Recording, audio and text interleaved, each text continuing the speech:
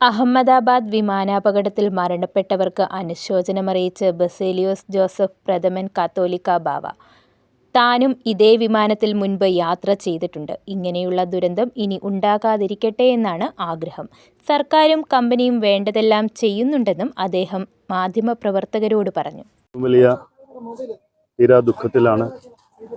നമ്മൾക്ക് ഓർത്തെടുക്കാനോ വീണ്ടും കാണുവാനോ ഒട്ടും ആഗ്രഹിക്കാത്ത കാഴ്ചയായിരുന്നു അഹമ്മദാബാദിലെ ദുരന്തം. ഞാൻ തന്നെ പലപ്പോഴും യാത്ര ചെയ്തിട്ടുള്ള ഫ്ലൈറ്റാണ്.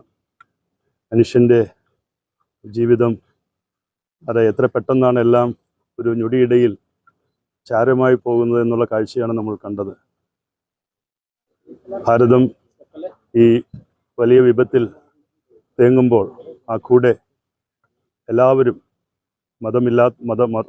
മതവിഭാഗീയതയില്ലാതെ ലോകം മുഴുവനും ഈ അപകടത്തെ ഉറ്റുകാണുന്നതും അതിൻ്റെ കാരണങ്ങൾ അന്വേഷിക്കുന്നതും ഇങ്ങനെയുള്ള ദുരന്തങ്ങൾ ഇനിയും ഉണ്ടാകാതിരിക്കട്ടെ എന്നുള്ള പ്രാർത്ഥനയാണ് നമുക്കെല്ലാവർക്കും ഉള്ളത്. ജീവിതം നഷ്ടപ്പെട്ടവർ, അതിൻ്റെ വേദന അനുഭവിക്കുന്നവർ എല്ലാവർക്കും വേണ്ടി പ്രാർത്ഥിക്കാൻ മാത്രമേ നമുക്ക് സാധിക്കൂ. ഗവൺമെൻറ്റും കമ്പനിയും ഒക്കെ എല്ലാ കാര്യങ്ങളും ചെയ്യുന്നുണ്ട്. എന്നിരുന്നാൽ നമ്മളുടെ എല്ലാം പ്രാർത്ഥനയും അവരോട് ചേർന്നുള്ള ശക്തിപ്പെടുത്തലുള്ളത് അനിവാര്യമാണ്. നിശ്ചയമായിട്ടും ഈ വീട്ടിൽ വരുന്നതിന് ആ അമ്മയെയും സഹോദരങ്ങളെയും കുഞ്ഞുങ്ങളെയും ഒക്കെ കാണുവാനും ആശ്വസിപ്പിക്കുവാനും ലഭിച്ചിട്ടുള്ള ഒരു അവസരമാണ്.